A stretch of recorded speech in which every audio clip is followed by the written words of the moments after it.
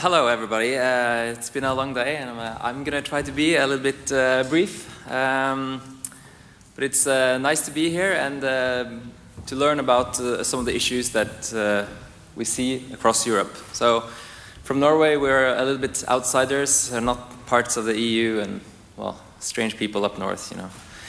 But I will try to give a short kind of glimpse of what's going on in Norway. Started the day with a short overview of what's going on in different countries, and I'll try to give a little snapshot of what's going on in Norway. So, well, what's going on in Norway and the next steps that we will have to see. So, one of the things that we are doing at Zero is we have this website called Climate Cars, Klimabiler, which shows to anyone who's interested what kinds of EVs, plug-in hybrids, and biofuel cars you can buy. Also hydrogen cars, but that, well, there's not that many. So, but what really usually catches the interest when people ask about Norway is how did you end up with people actually buying all these electric cars? We have quite a few electric cars now in Norway. The numbers, total numbers of course, are still quite small. We have about 16,000 EVs in Norway, but it's a quite small country. We have about 2.5 million cars, I guess. And what is really special about, especially the last month, it's been pretty good all year, but in September, the EVs made up 9% of the sales in Norway, which is an all-time high in Norway, and I think perhaps the biggest in any country. And as you can see here from the sales, sorry, maybe I can lift this a little bit. If you can see from the sales, what I think is interesting, not only that the Tesla is selling really well, because it's not that surprising. There's been tons of people on waiting lists for maybe a couple of years, and finally they arrived. But what is really interesting to see is that Nissan Leaf is still selling really well, even though there's quite a few other cars coming on the market soon. I think it's a sign of a more maturing market. And well, this is sort of just a graph, but it contains some of the main takeaway I have from my presentation. You see here the total amount of cars in Norway from 2009 to 2013. And we have strong incentives in Norway. Now, I will list them up and talk a little bit more about them later. But what I think is the most important thing, if you look at these sales curves, is that none of the incentives have changed in Norway over that time. It's only the cars that are on the market that have changed. So, for instance, in 2009, I think that it's an okay electric car. It cost about several thousand euros more than a Nissan Leaf does today. So it's quite simple, actually. And on the right, you see the sales numbers per year. But what is also very special about Norway is that on the pie chart on the lower right, you see who buys these vehicles, and you see that the orange part is men, the blue part is women, and the green part is businesses. So more than 2/3 or 3/4 of the sales are going to private individuals, which I think is quite unique. So yeah, what you can take away from this is that if you can make the price comparable for people actually want to buy EVs. We don't have to explain it to them any further. I think I don't think most EV owners think it's a very big sacrifice because they perceive them as better cars. So, well, this is a picture from an EV event in Oslo earlier this fall, and the arrangers, or the people arranging this record thing of parading lots of EVs, they managed to gather quite a lot of private individuals on a Saturday just to drive a big parade of EVs, 260 cars or something. So it says something about the initiative from the people actually buying the cars. But what you see here is a list of all the EV incentives in Norway. So you have no sales tax, no VAT, no road tax, no well, you have bus lane access, so you can save maybe half an hour when you drive to work in Oslo.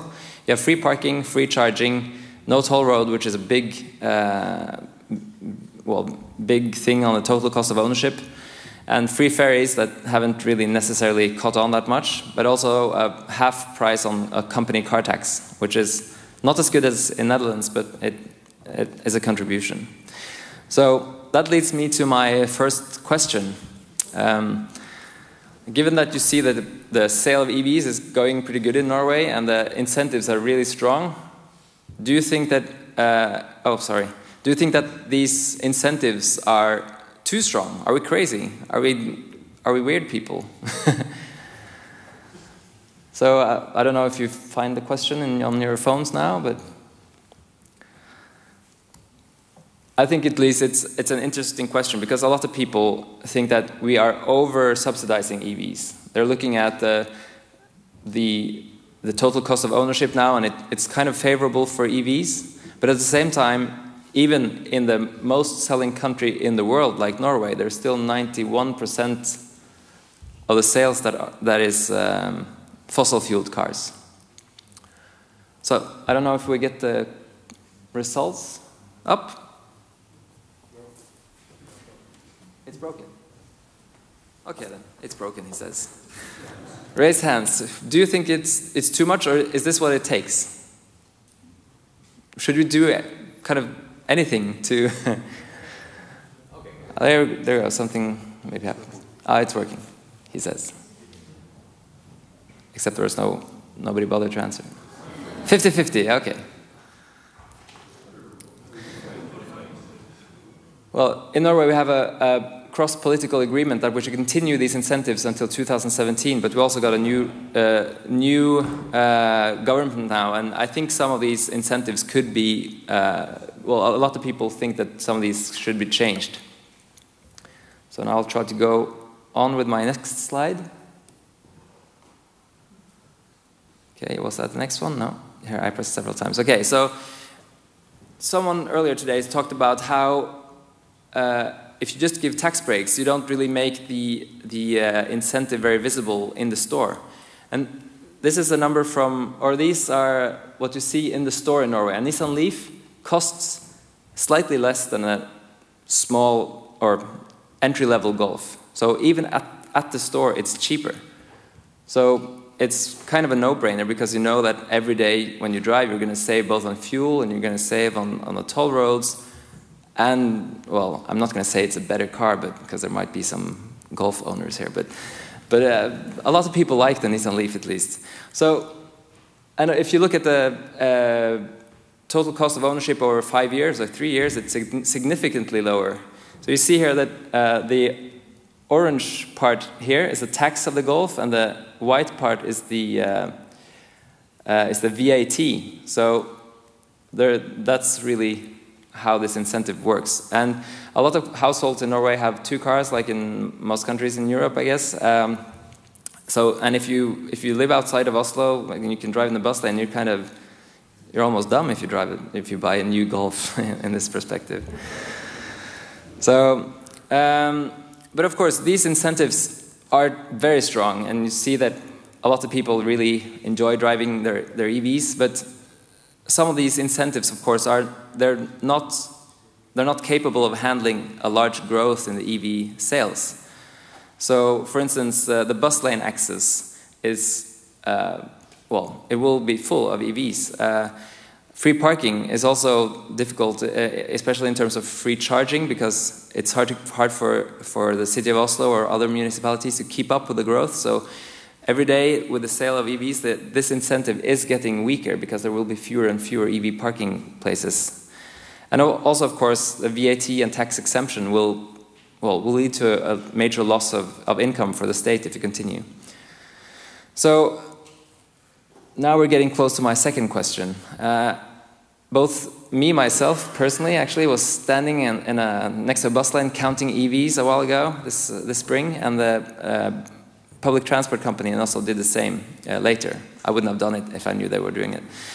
But the results are about the same. There are about 530 EVs per hour driving in the bus lane into Oslo in the morning. So it's much more than buses already. So, and I take the bus a lot. I don't have an EV myself, but I sometimes see that there are like 10 EVs in front of the bus. sometimes adding to the congestion, slowing down the bus.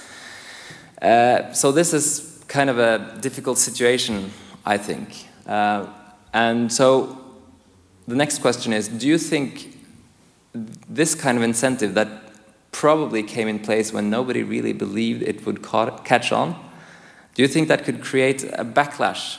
When it has to be removed, do you think it can kill the electric car again? No, someone said. I guess since it's 100%, it's either just one or you all agree. Well, I'm not sure, but I know from studies asking the EV owners, a lot of people think that this incentive is really important to them because they save a lot of time.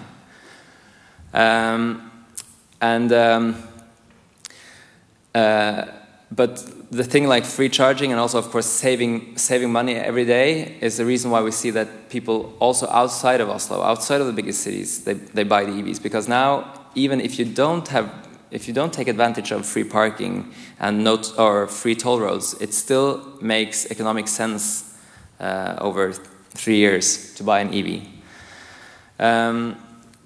So there is a bunch of sorry, I think I explained that slide already, but there is a bunch of incentives, and the total package is what really has made it take off in Norway. But it's really hard to say exactly what it is that makes people want to buy them, because again, this thing that a Nissan Leaf costs the same as a Golf in the store, people don't perceive that as an incentive. That doesn't pop up on their list. They just see the price. They don't feel like that's any special treatment anymore. They forgot about that. So they just talk about the driving in the bus lane and the free parking. That's what they notice every day. But the price when they bought it, that's forgotten when they bought it. So just to dig a little bit into this whole tax thing too, which I think could be an issue for coming governments and other politicians who want to decide over EV policy. Right now, all EVs are totally exempt of tax, which is usually fairly high in Norway, and VAT. And if you look at the Nissan Leaf, the tax, if you had run those parameters of the Nissan Leaf through the normal tax system, it would still pay quite little in tax, but the VAT would be very high. If you look at the Tesla Model S, the tax is based on weight and power and CO2 emissions. So the Tesla doesn't have any CO2 emissions, but it's very powerful and very heavy. So it would, if it wasn't exempt, it would have paid 80,000 euros in tax. So of course that makes people think that there are some rich people being allowed to drive in the bus lane. It's not a very happy signal right now. So of course the Tesla Model S, which has sold 1,000 pieces so far, it wouldn't have sold at all without the tax break. So what we are trying to do now is that we're cooperating with a consultancy agency, and we're trying to really assess the value of all these incentives and kind of see what happens if one is removed, or what happens if we have to change something. What do we have to put instead? So we want to make sure that we can create long-term incentives that are actually capable of handling a mass introduction of EVs, not just 15,000. It sounds quite a lot that Norway has 15,000 EVs, but it's like our EU representative said, it's nothing, right? We're just in the beginning. So she was spot on. So what could we do? I mean, we could close off city centers for diesel cars or fossil-fueled cars. We could do all kinds of different sticks for fossil-fueled cars or different carrots for EVs. But the bottom line is that we need to create a package that is still valuable enough for more and more people to choose EVs. 9%, it's still just 9%.